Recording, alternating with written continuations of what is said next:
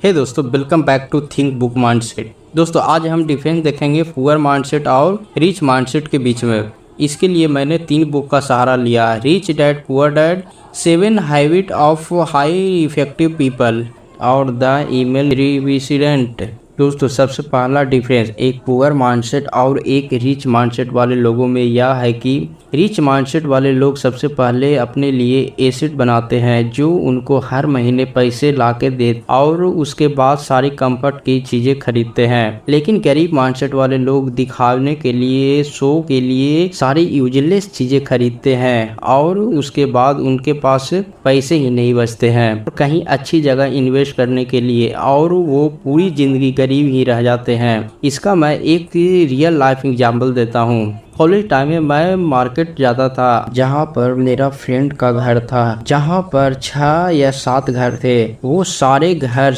बहुत ही अच्छे तरीके से बनाए हुए थे, काफी खूबसूरत थे। इन सब घरों में से सिर्फ एक घर इनकम्प्लीटेड था और वो घर एक बिजनेसमैन का था। बाकी सारे घर डॉक्टर, इंजीनियर, टीचर और वर्सियर जैसे लोगों के था। वहीं पर मेरा फ्रेंड का भी घर था जिसमें मेरे फ्रेंड के अलावा उसके मम्मी पापा रहते थे और वो दोनों प्राइवेट टीचर थे, इसीलिए उनका सैलरी भी कम थी। जब मैं पहली बार फ्रेंड के घर गया तो मुझे लगा कि वो काफ़ी ज़्यादा रिच है। उनकी कार से लेकर इंटीरियर डिजाइन, फर्नीचर और काफ़ी चीज़ें ऐसी थी जो कि देख करके लगता था कि ये काफ़ी रिच हैं। और उनके बिल्डिंग में ऊपर के फ्लोर पे काफ़ी सारे स्टूडेंट रहते थे और साथ ही उनके बच्चे यानी कि मेरे फ्रेंड भी वहीं पर रहते थे और हम लोग भी जाते थे तो साथ में वहीं पर टाइम एक्सपेंड करते थे। मैंने बहुत बार नोटिस किया कि अंकल और आंटी के बीच में काफ़ी बहस होती थी पैसे से रिगार्डिंग। कोई भी एक्सेस खर्चा, जैसे कि मेरे फ्रेंड को लैपटॉप लेना हो या उसके घर में कोई भी ऐसे चीज लेना हो जिसमें पैसे की ज़्यादा ज़रूरत हो, तो उनके बीच में टेंशन क्रिएट कर देता था। एक दिन मैं अंकल के साथ उनके घर के बाहर ग्राउंड में बैठा हुआ था तो मैंने उनसे पूछा कि आपके बगल वाले पड़ोसी ने शायद अपना मकान कंप्लीट नहीं किया है। इस पर उन्होंने कहा, हाँ बहुत कंजूस है, बाइक भी नॉर्मल रखा हुआ, इसका लाइफ स्टाइल भी काफी नॉर्मल रहता है, एक ही फ्लोर बनाया है, इनकी वजह से यहाँ पर अच्छी नहीं लगती है, पैसे तो कभी खर्च करते ही नहीं हैं। देखो, मैंने अपने कुछ खेते बेच के ये शानदार घर बनाया है। इनफैक्ट कुछ टाइम के बाद मैं शहर आ गया और मेरा फ्रेंड बीटेक करने के लिए चला गया और उसका खर्च भी बढ़ गया था और कोविड-19 के बाद सभी रूमें खाली हो गया था। तो एक दिन मुझे अंकल का कॉल आया और उन्होंने कहा कि अगर आपका कोई फ्रेंड या जानने वाला को रूम चाहिए तो हमारे पास रूम अभी अवेलेबल है, आप रिकमेंड कर दीजिएगा। मैंने कहा ओके अंकल, लेकिन मुझे ये बात अजीब लगी कि उन्होंने अगले ही दिन मुझे दोबारा कॉल कर दिया और उन्होंने मुझसे कहा, क्या आपने किसी फ्रेंड से पूछा है? तो मैंने कहा हाँ, लेकिन वो कह रहे हैं कि आपका रूम काफ़ी कॉस्टली है। तो उन्होंने कहा कि वो तो होगा ही, हम इतनी सारी फैसिलिटी प्रोवाइड करते हैं। और फिर नेक्स्ट डे उनकी दोबारा कॉल आ गई और उन्होंने मुझसे कहा कि हम अपना प्राइस कम करने के लिए तैयार हैं, आप उन्हें यहाँ पे भेज दीजिए। लेकिन एक्चुअल में मेरे फ्रेंड के लिए वो प्राइस भी काफ़ी ज़्यादा था और वो वहाँ नहीं गए। जब मैं यह पूरी स्टोरी को रिच डैड और पुअर डैड थ्योरी के साथ कंपेयर किया तो मैंने ऑब्जर्व किया कि सिर्फ वहाँ पे एक बिजनेसमैन का ही घर था जिसका एक फ्लोर बना हुआ था और 1 से 2 साल के बाद वो ही घर उस पूरी कॉलोनी में सबसे बड़ा था। उन्होंने 3 फ्लोर बना दिए थे और वो बहुत सुंदर बनाया था। सेकंड, अंकल ने कार रखी हुई थी लेकिन वो ट्रेवल स्कूटर में करते थे।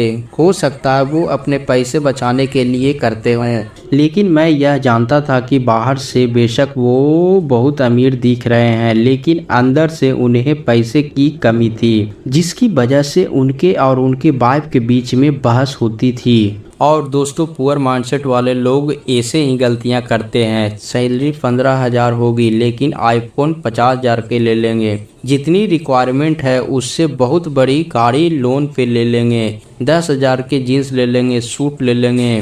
लेकिन अमीर माइंडसेट वाले लोग इस चीज़ को एक्चुअल में कैलकुलेट करते हैं, कोई भी प्रोडक्ट उन्हें कितने वैल्यू प्रोवाइड कर सकता है और तभी उनके लिए पे करते हैं। नेक्स्ट पॉइंट कहता है कि अमीर माइंडसेट वाले लोग सबसे पहले खुद को पे करते हैं, उसके बाद किसी और को। आप में से बहुत सारे लोग रिच डैड और पुअर डैड पढ़ी होगी, लेकिन बहुत कम लोग रॉबर्ट और उनकी वाइफ किम कियोसाकी की एक्चुअल स्टोरी जानते हैं। इन दोनों की शादी से पहले रॉबर्ट बहुत ज्यादा उधार पर थे। ये दोनों चाहते थे कि अपनी लाइफ को एंजॉय करें, लेकिन इनकी मंथली सैलरी से ज्यादा इनकी मंथली लोन इंस्टॉलमेंट थी जो इन्हें देने पड़ती थी। लेकिन रॉबर्ट को अपने रिच डैड के सारे प्रिंसिपल याद थे, जिन्होंने कहा था कि अपने आप को सबसे पहले पे करो। इसीलिए रॉबर्ट कहते हैं कि हम अपनी सैलरी का 20% हमेशा सेव करते थे, फिर चाहे उधार वाले लोगों के जितने मर्जी प्रेशर क्यों न आ रहे हो, उस प्रेशर को हम ऐसा मोटिवेशन यूटिलाइज करते थे और एक्स्ट्रा काम करके इंस्टॉलमेंट के लिए पैसा इकट्ठा करते थे, क्योंकि ये जानते थे अगर ये पहले उधार देने लग जाएं और अपने लिए कुछ भी सेव नहीं करेंगे तो ये कभी भी अमीर नहीं बन पाएंगे। और बाद में इन्होंने अपने सेव करे हुए पैसे से ही बाकी इन्वेस्टमेंट करे और फाइनली मिलियनर बन गए। दोस्तों, हम में से मैक्सिमम लोग ये गलती करते हैं। हम सोचते हैं कि हम पहले सारा अपना उधार चुकाएंगे और उसके बाद मैं सेविंग स्टार्ट करूंगा, या फिर हमारी सैलरी का जितना पोर्शन बचेगा हम उसके बाद सेविंग करेंगे। लेकिन ये सीक्वेंस बहुत मैटर करता है। इवन वॉरेन बफे बोलते हैं कि पहले पैसे सेव करो और उसके बाद बाकी के सारे खर्चे करो। आप मान के चलो कि आपकी सैलरी ही कम है और अपनी सैलरी की मिनिमम 20% हमेशा सेव करो। अब ऑब्वियसली सिर्फ सेविंग आपको अमीर नहीं बनाएगी, उसके बाद आपको उन पैसों को इन्वेस्ट भी करना पड़ेगा लॉजिकली, लेकिन ये फर्स्ट ऑन एसेसरी स्टेप है अमीरी की तरफ। नेक्स्ट पॉइंट कहता है कि अमीरी मेंटलिटी वाले लोग अपने स्किल को पूरी जिंदगी इम्प्रूव करते रहते हैं। इसी प्रिंसिपल को 7 habit of high effective people book में शार्प इन देशों के नाम से बताया गया है। क्या आपने कभी ये नोटिस किया है कि बहुत सारे कॉस्टली प्रोडक्ट का एडवर्टाइजमेंट कभी टीवी में नहीं दिखाती है? कभी भी फरारी वाले आपको टीवी में एडवर्टाइजमेंट करके ये नहीं बोलेंगे कि आप उनके फरारी की जीत लो, ना ही कोई हेलीकॉप्टर की कंपनी या प्राइवेट जेट की कंपनी आपको अपना प्रोडक्ट दिखाने के लिए पैसे खर्च नहीं करेगी। लेकिन अब सवाल यह आता है कि ऐसा क्यों?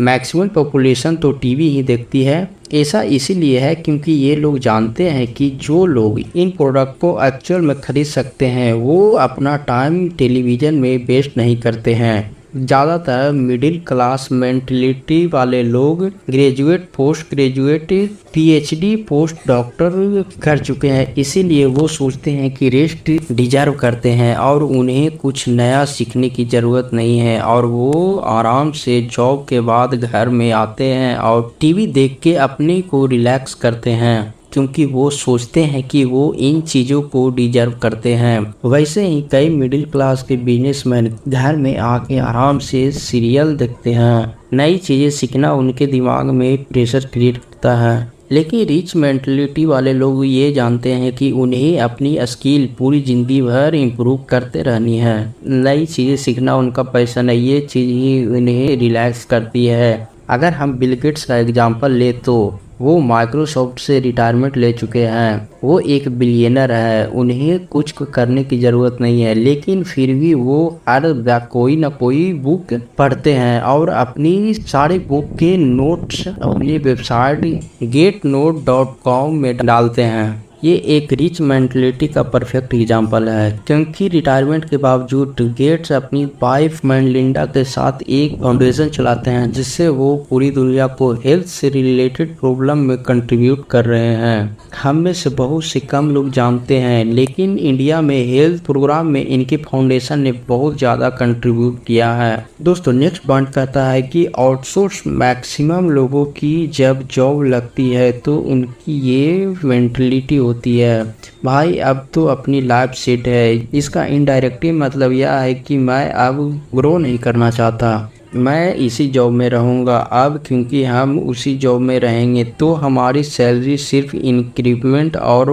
प्रमोशन से ही बहुत प्रेडिक्टेबल मैनर में ग्रो करेगी। इसका मतलब यह है कि अब हम स्कार्सिटी माइंडसेट में आ जाएंगे, यानी पैसे बचाने के माइंडसेट में हम हर चीज़ से पैसा बचाने की कोशिश करेंगे।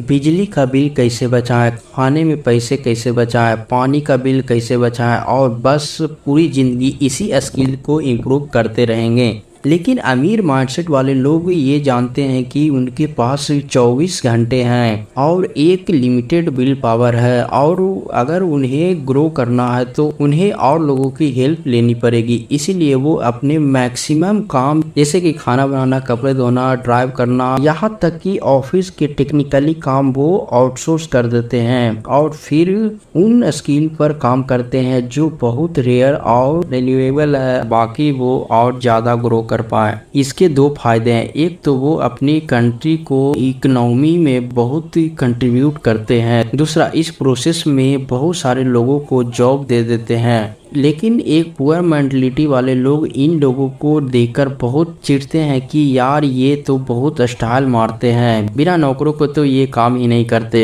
लेकिन रिच मेंटलिटी वाले लोगों के दिमाग में कुछ और ही चल रहा होता है। उनका मेन मकसद स्टाइल मारना नहीं बल्कि अपने टाइम को बचाना होता है, जिसे गलत इंटरप्रिएट किया जाता है। अब दोस्तों इसका मतलब यह भी नहीं है कि आप सारे काम को आउटसोर्स कर दो और बाद में घर में बैठ के दोबारा से टीवी देखो। इसका मतलब सिर्फ ये है कि अगर आप ग्रो कर रहे हो और अगर आपको और लोगों की हेल्प चाहिए तो आप अपने ग्रोथ को रोकोगे नहीं और हिचकिचाएंगे नहीं और इसीलिए कामों को आउटसोर्स कर दोगे। दोस्तों नेक्स्ट पॉइंट कहता है कि थिंक भिन्न भिन्न ह्यूमन साइकोलॉजी को समझने के लिए रिसर्चर ने एक एक्सपेरिमेंट किया। उन्होंने दो लोगों को बुलाया जो एक दूसरे को नहीं जानते थे, उन्हें एक कमरे में बिठाया और टेबल पर $100 रख दिए। रिसर्चर ने उन लोगों को बताया कि आपको ये $100 आपस में बांटने हैं, लेकिन हमारी कुछ कंडीशन है। कंडीशन नंबर 1, पहला आदमी ये डिसाइड करेगा कि वो दोनों $100 को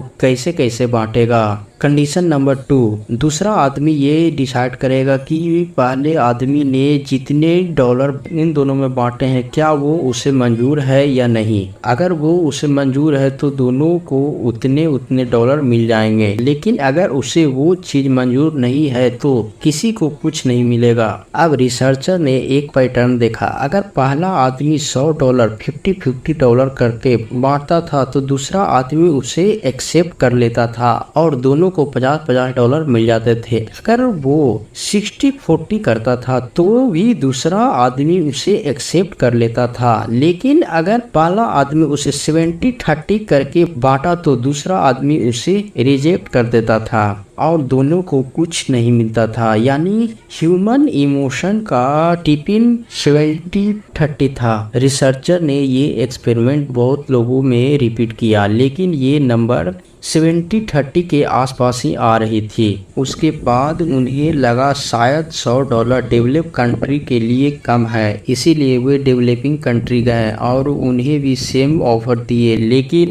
उसके बावजूद भी रिजल्ट सेम रहे। अगर आप दूसरे आदमी होते तो आपका भी यही डिसीजन होता कि पहले आदमी ने 70 क्यों लिया और मुझे सिर्फ $30, इसलिए मैं भी उसे 70 क्यों लेने दूं।